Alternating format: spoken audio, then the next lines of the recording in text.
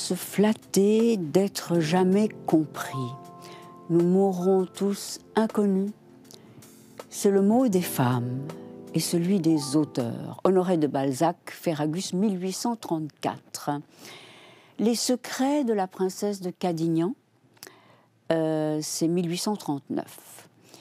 Et je me suis plongée dans Balzac et dans cette comédie humaine qui est cette espèce d'immense fresque qui nous fait découvrir des hommes et des femmes du XIXe siècle et des énigmes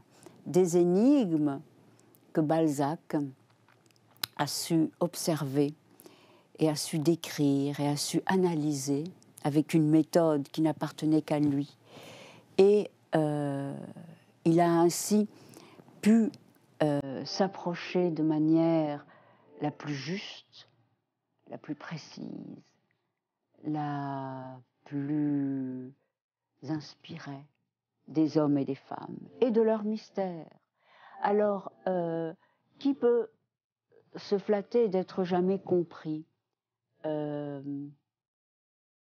Qu'entendez-vous par compris? Une chose est certaine, c'est que les êtres sont définitivement mystérieux à leurs propres yeux et mystérieux aux yeux des autres.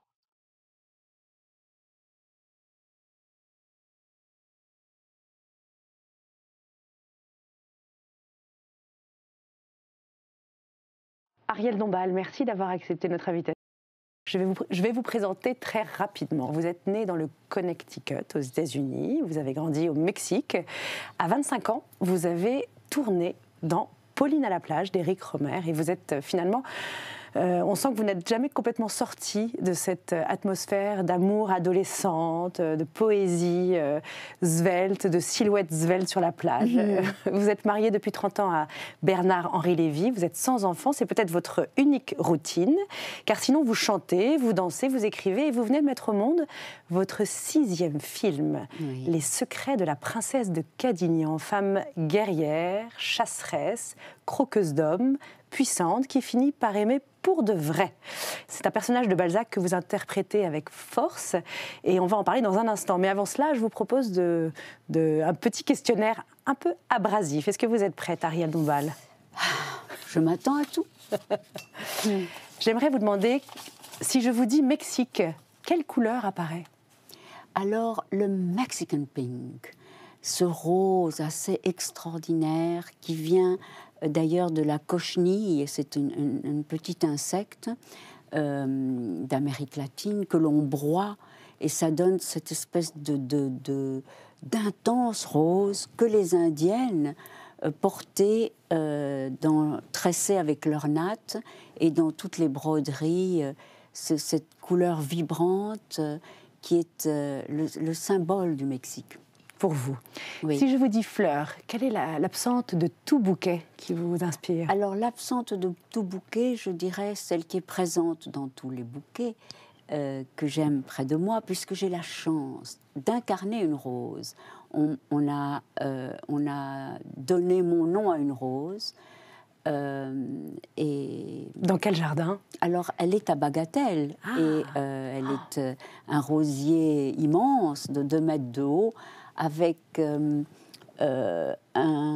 des fleurs qui sont couleur aurore, et puis elles tournent un peu, elles deviennent un peu roses. Des extraordinaires roses. Et le rosier grandit bien. Et le rosier c'est très épanoui. Voilà, s'épanouit. En quelle femme guerrière de l'histoire vous reconnaissez-vous, Ariel Dombasle? Je me reconnais dans beaucoup de femmes guerrières, car j'ai toujours été une combattante moi-même. Et s'il y en avait une qui vous inspire? Une est impossible, mais je dirais que pour moi, c'est les grandes héroïnes des romans. Et puis, c'est aussi bien Mademoiselle de Lafayette pour La princesse de Clèves, c'est aussi toutes les héroïnes de Jane Austen, très romantiques, c'est aussi les femmes des Lumières, comme Mademoiselle du Deffand, Madame de Sévigné, Mademoiselle de l'Espinasse, c'est aussi des femmes écrivains comme Germaine de Staël ou George Sand. Voilà, toutes ces combattantes sont des femmes que je vénère et qui ont su faire éclore une nouvelle féminité dans le monde. Combien d'années avez-vous mis à trouver votre place dans la vie? Je n'avais pas de place assignée et je n'en aurai jamais. Et je me laisse cette paroxystique liberté de n'être bien nulle part et d'être dans le ravissement partout. Auriez-vous pu garder longtemps une double vie? La double vie, qui est une position dans laquelle beaucoup d'hommes et beaucoup de femmes se retrouvent, est toujours extraordinairement douloureuse. Mais nous, les acteurs, nous sommes au-delà de la double vie, puisque nous vivons la vie des personnages. Donc on a des identités tellement multiples et tellement larges, oui, que je dirais que ce n'est pas une double vie que j'ai, mais c'est des milliers de vies. Au service de qui ou de quoi êtes-vous coquette, Arielle Dombasle? Alors, j'essaye toujours d'être à mon mieux. J'essaye toujours d'éblouir la personne que j'aime. D'où vient votre confiance en vous, le fait d'assumer vraiment profondément qui vous êtes? Je ne sais pas si c'est de la confiance. Je crois qu'on finit par s'adopter soi-même. Et s'acclimater, en fait, à qui voilà, on est. et puis se dire qu'on est là et qu'il faut réussir sa vie comme une œuvre. Quel coin préférez-vous dans une église? Alors, j'aime tous les coins dans une église. J'aime beaucoup les églises, je m'y rends souvent. C'est un lieu où je me sens chez moi. J'aime marcher dans les églises, évidemment, vides, ça me plaît encore plus. Et c'est un lieu où, voilà... Vous ne vous asseyez nulle part, vous ne vous agenouillez nulle part? Non, j'aime mieux marcher ou rester debout ou admirer, ou voilà.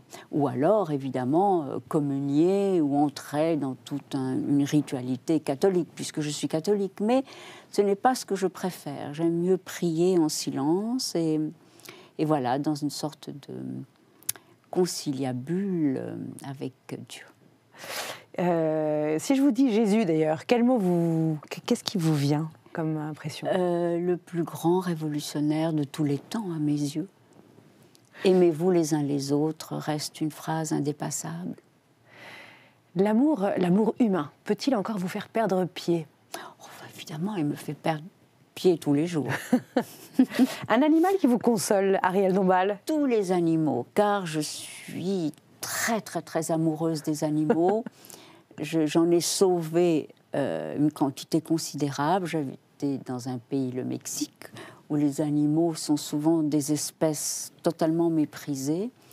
Mais voilà, omniprésentes en même temps. Omniprésentes. Et puis, depuis ma toute petite enfance, j'ai ouvert les cages de centaines d'oiseaux, sauvé des lézards, des chiens, des petits ânes, des lapins, des coqs, tout ce qu'on peut imaginer. J'ai une question un peu plus sensible. 3 adjectifs qui pourraient décrire la mère que vous avez perdue lorsque vous aviez 11 ans. Oh, je dirais 3 adjectifs, c'est pas assez. Je dirais un seul. Une sorte d'ange parfait. Et est-ce que la sensation d'avoir été abandonnée a structuré, a fécondé quelque chose dans votre itinéraire? Oh, je ne sais pas. C'est un point aveugle. Je dis toujours, mais c'est la vérité, je cherche toujours des mères dans toutes les femmes que je rencontre, les plus jeunes comme les plus âgées. Dernière question, quel legs au monde souhaitez-vous laisser?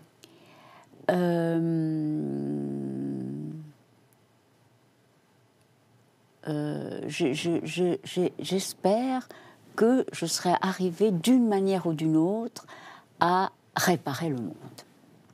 Merci. Allons-y ensemble. Je vous accompagne dans ce beau projet. D'accord.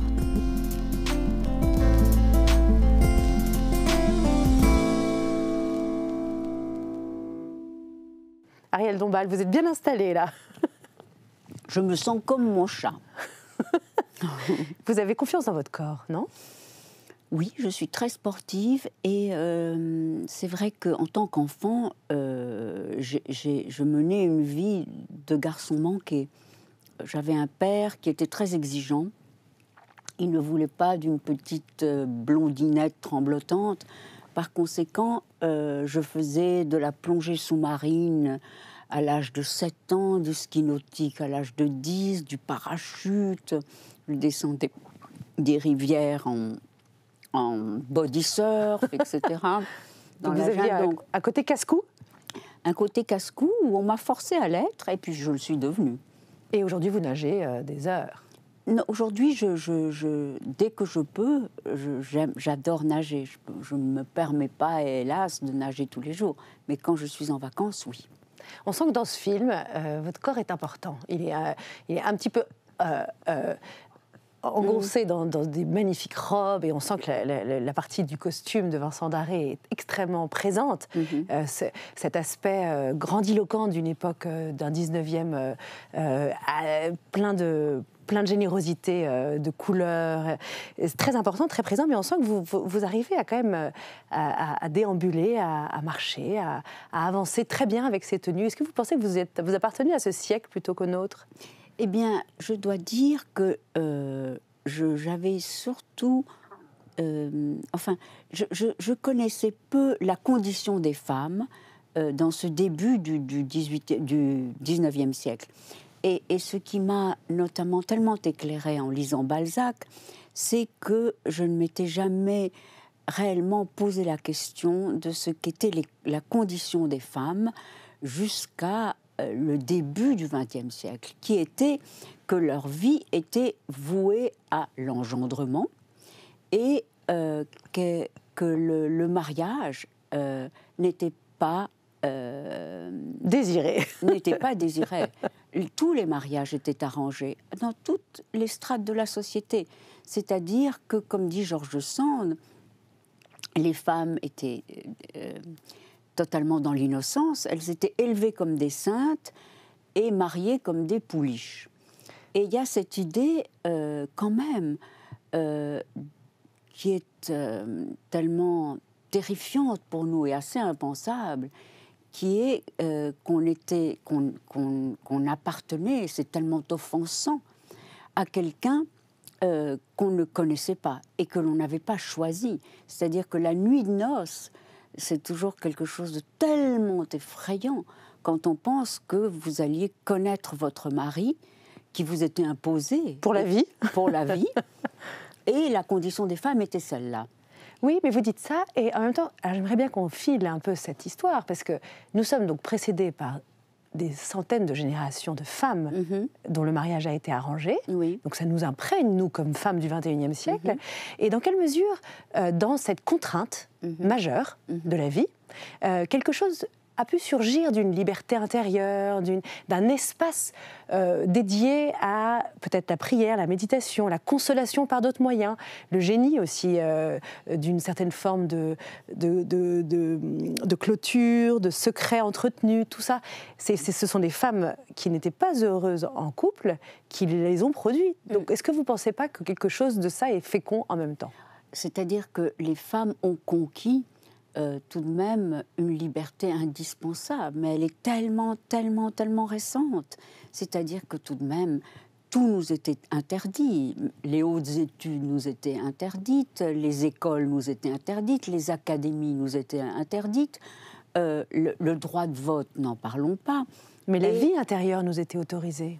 La vie intérieure nous était autorisée, mais elle était aussi contrainte, car si vous n'étiez pas dans les canons parfaits des mœurs de votre temps, vous finissiez tout de même dans un couvent, et ce n'était pas choisi, c'était ainsi.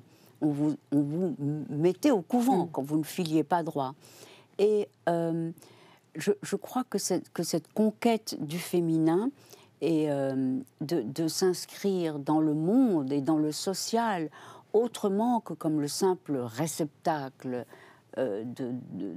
pour l'engendrement, c'est une conquête enfin essentielle, immense. Alors, évidemment, les femmes ont leur force et les femmes ont leur résilience, peut-être. Leur résilience, et elles n'ont pas attendu d'avoir la liberté d'aimer pour aimer. Ce que j'aime beaucoup dans cette nouvelle de Balzac, Les secrets de la princesse de Cadignan, c'est que partant d'une situation qui est abominable, puisque mariée avec l'amant de sa mère. Avec l'amant de sa mère, donc je ne vois pas une situation pire et plus désastreuse que cela. Elle va tout de même passer une partie de sa vie à se venger en instrumentalisant les hommes, en les séduisant et en les classant dans un classeur, comme une collectionneuse. En aimant, elle décrit la voix chez l'un, l'allure chez l'autre, les yeux chez l'autre, exactement comme les hommes parlent de nous. Comme d'objets. Des objets. Et après cette première conquête, elle, ce qui est très beau, c'est qu'elle va, au cours de conversations avec sa meilleure amie, la marquise d'Espard, se poser la question de la réussite de la vie. Et il y a cet extraordinaire moment où elles se rendent compte, l'une comme l'autre, qu'elles n'ont pas aimé. Elles ont été adorées, elles ont... Il leur manquait cet amour authentique qui se donne. Cette mystique de l'amour, qui est le grand amour et qui donne le sens à la vie. Et qu'il n'y a pas d'âge pour le vivre. Pour le vivre. Et vous avez l'air de dire que cette capacité d'abandon finale, en fait, elle est possible pour toute personne. Est-ce qu'il vous est arrivé de rencontrer sur votre chemin de vie des personnalités qui avaient trop de dureté intérieure pour pouvoir s'abandonner comme ça à l'amour et qui étaient vraiment fermées à cet amour-là? Oui, je ne dirais pas dureté, mais je pense que... je me rappelle que Françoise Sagan m'avait dit « Oh, mais il y a à peu près 2 personnes sur 10 qui sont vraiment des amoureux, des amoureuses. Les gens sont intéressés ou sous le joug d'autres passions. Il y a les gens qui vivent pour toute autre chose que l'amour. Il faut avoir la mystique de l'amour. Il faut aimer l'amour. Sinon, il n'arrivera pas. Vous ne le cherchez même pas. Et vous ne le traverserez pas. Et vous ne le connaîtrez pas. Et vous, qu'est-ce qui vous a semé ça dans le cœur? Qui vous a semé cette mystique de l'amour dans le cœur? Je ne sais pas. Je pense que j'ai vu, très très jeune, j'ai compris ce qu'était le chagrin d'amour chez les adultes et le malheur. Et donc, je me suis dit, moi, ma vie ne sera pas ça. Voilà, je ne l'explique pas autrement. Comme un serment profond. Voilà, intérieur. Et à un moment donné, vous dites, la princesse de Cadignan, dans votre bouche, dit « J'ai horreur des femmes qui se plaignent, mal mariées, malheureuses ». C'est intéressant parce que dans l'idée féminine de la vaillance, il y a ces femmes qui ne s'écoutent pas complètement. Et j'ai l'impression que vous avez réussi à trouver une voie, vous, où vous êtes quand même très à l'écoute de vous-même et en même temps pas dans la plainte. Non, mais là, pour Les secrets de la princesse de Cadignan, je mets en scène donc une multitude de personnages. Donc je suis autant dans les autres personnages que dans celui que j'interprète. Et je ne ressemble pas à cette princesse. La seule chose qui serait un petit peu proche, c'est justement cette mystique de l'amour. Mais sinon, c'est Balzac qui, avec cette extraordinaire acuité, la physiologie du mariage, qu'il écrit comme presque premier texte. Balzac, il aime Shakespeare par-dessus tout, et Dante, et la comédie divine était déjà prise. Donc il a appelé son immense fresque d'observation la comédie humaine. Et Baudelaire dit de Balzac, c'était un génie, un savant, un grand homme dans tous les sens du terme, et s'il y avait une méthode littéraire à appliquer, ce serait la sienne et aucune autre. Parce qu'il va faire surgir avant Flaubert justement cette observation de la femme mariée, mal mariée, qui rêve sur d'autres hommes et qui sait qu'il y a un inconnu qui est là et qui va la révéler. Et ça, c'est quelque chose de tellement moderne et de tellement fort et de tellement transgressif à l'époque. Évidemment, et ça l'est toujours, je vous ça signale. l'est toujours. Et évidemment aussi, ce qui est beau, c'est ce regard tendre envers cette femme qui est un donjon femelle. Car c'est quelque chose d'impardonnable dans toutes les sociétés. Les femmes qui ont le pouvoir. Et qui ont accès au désir et au plaisir. Car elles n'y ont jamais accès dans la vérité de l'histoire. Il y a quelque chose aussi que Balzac dit dans La femme abandonnée, parce qu'il a en effet beaucoup traité le sujet de ces femmes. Oui, oui. J'ai assez d'amour pour préférer ton bonheur au mien, ta vie à la mienne. Et ce personnage qui dit ça, c'est intéressant parce que est-ce que dans l'amour, selon Ariel Dombal, il y a une idée de se donner de façon inconditionnelle, absolument, et jusqu'à la mort? Oui, oui, ça c'est une idée d'ailleurs qui est tellement bien pensée et écrite par les romantiques, aussi bien les romantiques français, Musset, Chateaubriand, que les grands romantiques allemands, Kleist et Hölderlin, et puis c'est des idées nietzschéennes aussi de don de soi, de dépassement, de voilà. Ça vous habite ce feu-là? Ah, moi oui, mais il habite énormément de femmes. Est-ce que plus que les hommes? Différemment. Mais on a cette capacité quand même sacrificielle dans l'amour. Oui, très forte. bien sûr, oui, certainement. J'aime bien parler d'amour avec vous parce que j'ai l'impression que vous avez des clés que nous n'avons pas toutes.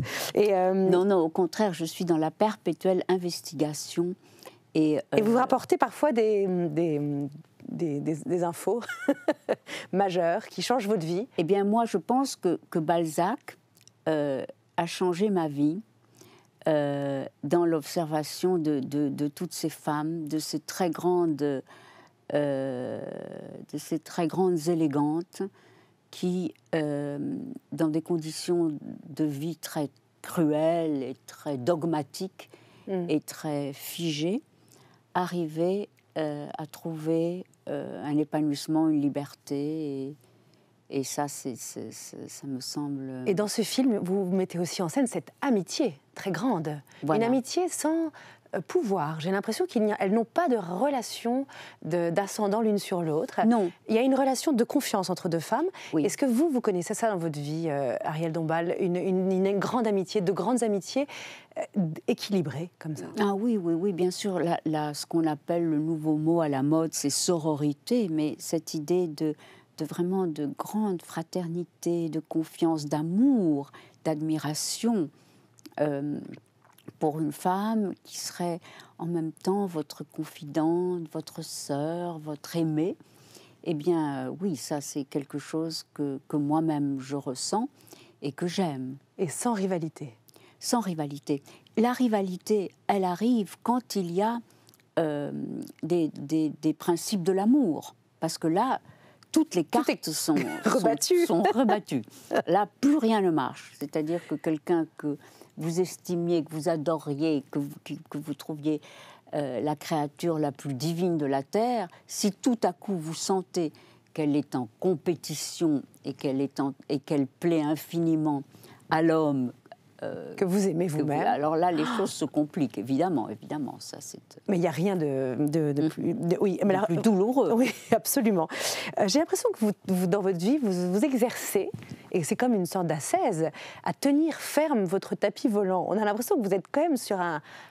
Je dirais pas perché, parce que c'est un mot un peu prosaïque, mais il y a quelque chose de vous qui ne souhaite pas descendre à l'endroit où la vie est triviale. Est-ce que je me trompe, Ariel Dombal? Je ne sais pas, je ne sais pas.